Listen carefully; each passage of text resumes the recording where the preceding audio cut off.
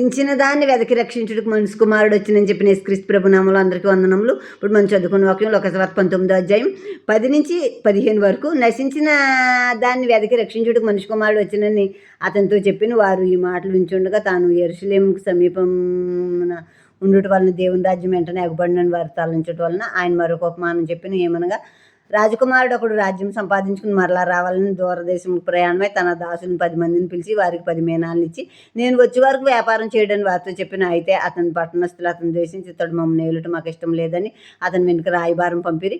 అతడు ఆ రాజ్యం సంపాదించుకుని తిరిగి వచ్చినప్పుడు ప్రతివాడిని వ్యాపారం వల్ల ఏమేమి సంపాదించినో తెలుసుకుంటుగా తాను సొమ్మిచ్చిన దాసులను తన యొద్దకు పిలువమని ఆజ్ఞాపించను.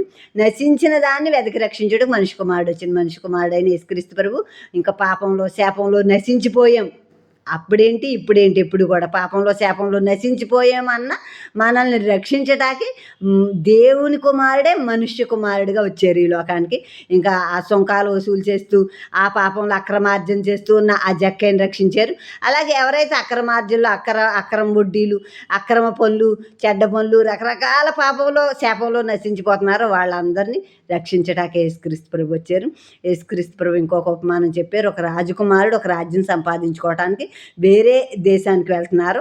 తనకున్న రాజ్యం కాకుండా వేరే రాజ్యం మళ్ళీ తాను అది కూడా సంపాదించుకోవాలని వెళ్తూ ఉంటుండగా తన దాసుల్లో 10 మందిని పిలిచి 10 మీనాలు ఇచ్చి నేను వచ్చే వరకు మీరు వ్యాపారం చేయండి అని 10 మందికి 10 మీనాలు ఇచ్చి చెప్పారు.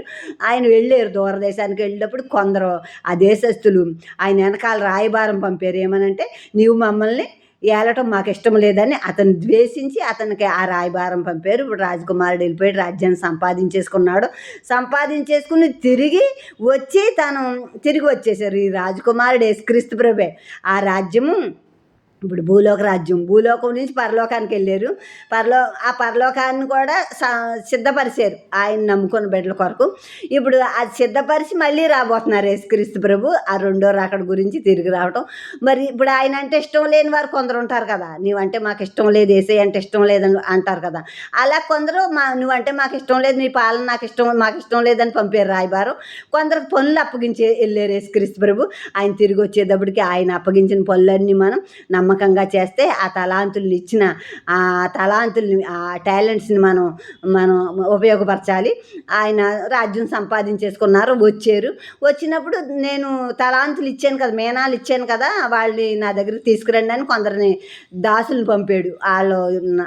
వాటి వల్ల ఏం సంపాదించారో నేను తెలుసుకోవాలి, వాళ్ళు నా దగ్గరికి తీసుకురండి అని వాళ్ళు పిలవనంపించారు.